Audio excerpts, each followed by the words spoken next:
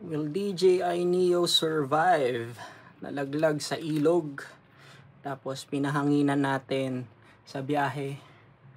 Tapos ngayon, pag uwi, wala tayong ibang gagawin. At wala tayong sasayanging oras. Kailangan natin siyang linisin ng contact cleaner. Meron tayo na to kasi si Mini 4 Pro nalaglag din sa dagat. Mas malala yun. Ito at least sa ilog lang. So lahat ng mga pwedeng pagmula ng tubig, lalagyan natin itong contact cleaner. So safe to sa mga electronics. Yung mga button na yan, lagyan natin yan. Ito. Yan. Paliguan talaga natin. Mapapansin nyo, masyadong madami. Pero mabilis kasi itong matuyo. Quick dry to. Yung battery din, lagyan din natin yung contact.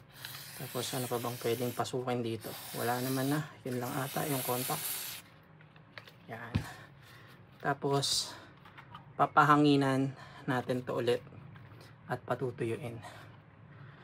So sana gumana. Maya-maya lang paanda rin natin to ulit.